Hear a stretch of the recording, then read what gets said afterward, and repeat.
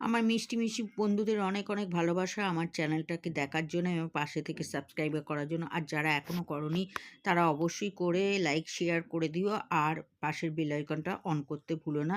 তো আজকে আবার একটা ব্লগ নিয়ে হাজির হয়ে গেলাম আর মিষ্টি, মিষ্টি বন্ধুদের নিয়ে সকাল, সকাল একটু বেরিয়ে পড়লাম। এ হচ্ছে অদিতি, এ হচ্ছে লীনা আর ও হচ্ছে রিনি, লীনার মেয়ে।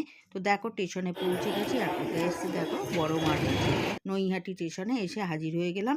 আর আমরা মিষ্টি নিচ্ছি, রিনি আমার ভিডিওটা করে দিচ্ছে। তো অনেক রকম মিষ্টি আছে, জিভের জলও আসে, নতুন গুড়ের সব ব্যাপার আছে তাই না? আর এই শীতকালে নতুন গুড়ের সন্দেশটা খেতে খুবই ভালো লাগে। তো যাই হোক, কথা বলতে বলতে মিষ্টি নিয়ে নিলাম। আমি, অদিতি, লীনা তিনজনে নিয়ে এবার মায়ের দর্শনে চললাম। দেখি ভিড় আছে কিনা দেখতে হবে।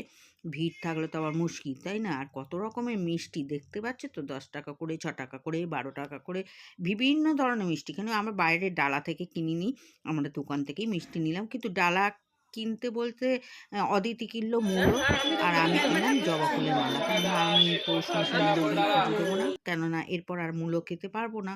তো দেখো, বড় মার একটা টিক্কা লাগিয়ে দিল কপালে, আমিও টাকা 5টা টাকা দিয়ে বড় মা লেখা লিখে তো মূলো, জবা ফুল সব নিয়ে মায়ের দর্শনে চললাম। আর সবাই তো যেন ধর্ম যার যার, বড় মা সবার। কেননা মা হচ্ছে সবার, মা না ডাকলে তো কারুর কাছে যাওয়া যায় না। মা কেন, জগন্নাথ বলো, যে কোনো জায়গায়, যে কোনো তীর্থস্থানে ঠাকুর যদি না ডাকে কিন্তু যাওয়া যায় না, কি বলো তোমরা? তো সেটাই হচ্ছে ব্যাপার। তো আমি ভাবতে পারিনি সকাল সকাল স্নান করে মায়ের দর্শনে আসবো আর মায়ের পূজা এত সুন্দরভাবে দেবো। বিশেষ করে এই রিনির জন্য আসা, কেননা রিনি পুজোটা নিজের হাতে দেবে বলেই আরও এসছে। লীনা, অদিতি সবাই আমরা একসঙ্গেই এসছি, ওরাও পুজো দেবে। তো যা মা না ডাকলে পুজো দিতে পারবো না। আর দেখো এখানে কত ভিড় হয়েছে, দেখেছো তো? এরপর যত বেলা বাড়বে এখনও প্রচুর ভিড় হয়ে যাবে আর গঙ্গার ধারের দিকে লাইন চলে যায়। তো মায়ের দর্শন তো খুব ভালোভাবে করলাম, খুব সুন্দর লাগছে মাকে। সবাই উলুধ্বনি দিচ্ছে, নাম গোত্র দিয়ে পুজো দিলাম। মাকে জানালাম মনের বাসনা পূর্ণ করো, আবার আশীর্বাদ করতে হবে। দর্শন করলাম ভালোভাবে।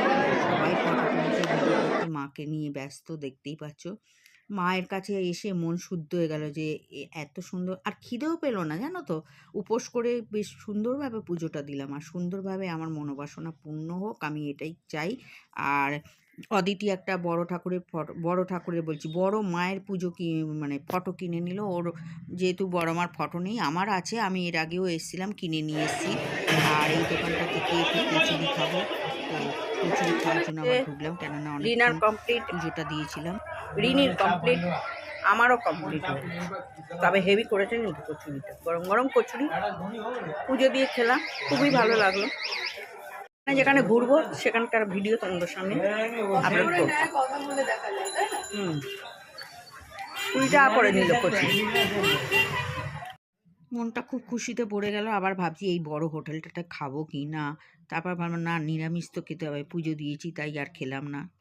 দেখো দেখো, সর্ষে ইলিশ, ইলিশ ভাপা, চিংড়ি মালাইকারি, ডাব চিংড়ি, ভেটকি পাতুরি, চিত্তল মাছের মুইটা, কাঁকড়ার ঝাল, পমফ্রেট মাছের ঝাল, পাবদা সর্ষে ভেটকি, কাসুন্দি, কি না নেই। লোভনীয় খাবার ছেড়ে এখন গঙ্গার পাড়ের দিকে এলাম। একবার ভাবছি ব্যান্ডেলে চলে যাব, ওখানে গিয়ে লাহিড়ী বাবার আশ্রমটা ঘুরে নেবো। তারপর লীনা বললো না, আজকে আর সময় হবে না। তো চলো, ধারে কাছে একটা স্বপ্নবীতি পার্ক আছে, ওখানেই যাওয়া যাক। গঙ্গার ঘাটের কাছেই পার্কটা আছে আর 20 টাকা দিয়ে টিকিট কেটে ঢুকে পড়লাম। আর এখানকার শান্ত পরিবেশ আর নদীর মানে নদীর ধীর বাতাস দর্শনার্থীদের কাছে খুবই প্রিয়। এখানে নানা রকম গাছগাছরা আছে, ঈগল পাখি থেকে ইমু পাখি থেকে বিভিন্ন ধরনের মাছ। এছাড়া একটি ইনডোর পুকুরে বিভিন্ন আকারের মাছ, কচ্ছপ দেখা যায়, পায়রা আছে, টিয়া পাখি আছে। ছোটদের জন্য এখানে দোলনা, স্লাইড, স্প্রিং রাইডার এর মতো বিভিন্ন খেলার সরঞ্জাম রয়েছে, যা শিশুদের আনন্দ দেওয়ার জন্য যথেষ্ট। দর্শনার্থীদের সুবিধার জন্য এখানে হুইল চেয়ার, অ্যাক্সেসযোগ্য প্রবেশপথ, গাড়ি পার্কিং, বিশ্রামের জন্য আরামদায়ক স্থান রয়েছে। এখানে হালকা খাবার, চা, স্ন্যাক্সের দোকানও পাওয়া যায়। পার্কটি সাধারণত সপ্তাহে প্রতিদিন খোলা থাকে। সোমবার থেকে শনিবার সকাল ৯টা থেকে সন্ধ্যে ৭টা পর্যন্ত, শুক্রবার ৯টা থেকে সন্ধ্যে ৬টা পর্যন্ত খোলা থাকে। যারা শান্ত পরিবেশে অবসর সময় কাটাতে চান বা পরিবার নিয়ে একদিনের ভ্রমণ করতে চান, তাদের জন্য এটি একটি চমৎকার গন্তব্য। যাতায়াতের জন্য নৈহাটি স্টেশন থেকে রিক্সা করে সহজেই পার্কে পৌঁছানো যায়, অথবা অরবিন্দ রোড ধরে হেঁটে ফেরিঘাটের দিকে গেলেও পার্কটি পাওয়া যায়।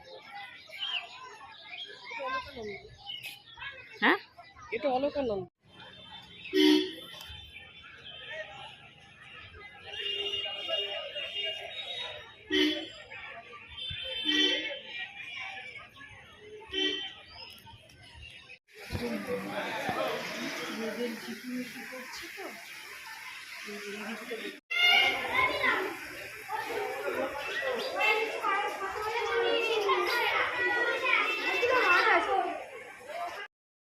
আর এই যে জায়গাটা দেখছো, এটা মনে হয় গঙ্গা আরতির জন্য এটা মনে হয় প্রস্তুত করছে। আরও অনেক কাজ বাকি আছে ভেতরে, তো মনে হচ্ছে অনেক কিছুই দেখার হবে, মানে এরপরে এলে মানে আরও ডেভেলপমেন্ট করবে, আরও ডেভেলপ হবে। তো দিন এত ফটো তুলতে ভিডিও করতে ব্যস্ত, দেখতেই পাচ্ছ।